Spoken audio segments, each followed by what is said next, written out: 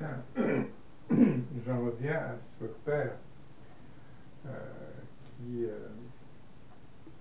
pour lequel on a entrepris tout ce voyage. Et à l'arrivée, à la fin du voyage, l'hésitation qu'on a eue à le tuer, qui a fait qu'on a entrepris le voyage, n'est plus là. Donc, ce père-là est tué, mais alors, il est tué rétroactivement. C'est pour ça que les adolescents ont le sentiment que leur père est déjà mort depuis longtemps. En fait, ils le tuent rétroactivement à partir d'ici. Et ceci nous permet de mettre en valeur le fait suivant, c'est que pendant toute cette période, le père a été menacé et pas tué. On hésitait à le tuer pendant toute cette période et on se décide enfin à le faire ici. En d'autres termes, le père du début est identique au père du chemin et est identique au père de l'arrivée. Ou bien, s'ils ne sont pas identiques, alors ils sont tués tous les trois en même temps. C'est-à-dire que dans un seul crime, on accomplit trois assassinats, si vous voulez. Ce qui revient à dire, en fait, c'est que pendant toute la période nomadique, le père est menacé de mort.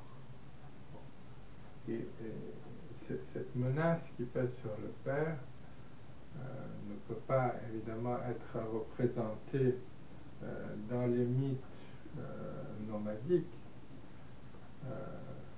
Pas représenter un père menacé de mort par son fils. En revanche, on peut très bien représenter un père qui menace son fils de mort, mais qui le menace de mort. Pourquoi?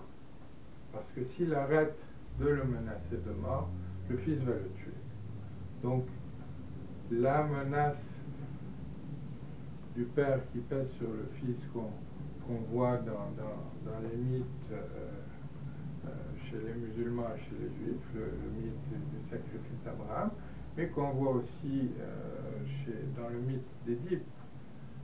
Laïos menace Édipe en le faisant envoyer par le berger dans la montagne. Il le menace de mort, même si bon, il finit par avoir la vie sauve, comme dans le sacrifice d'Abraham, mais il est sérieusement menacé de mort. Donc,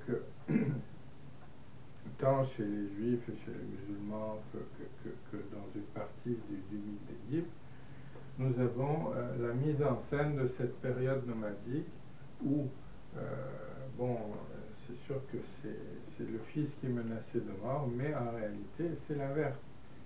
C'est le père qui est menacé de mort, c'est le père qui est en quelque sorte en sursis. Ce sursis de la mort du père et son accomplissement au point nodal, ce sursis explique bien des phénomènes psychiques, si vous voulez. Donc,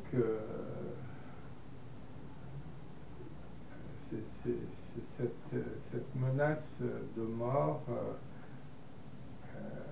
s'accomplit pour devenir de l'autre côté une mort réalisée, la mort réalisée du Christ. Donc, nous avions une période nomadique qui est très bien représentée par les mythologies juives et musulmanes et grecques. Et nous avons la période qui va suivre, qui est bien représenté en revanche par les mythologies chrétiennes.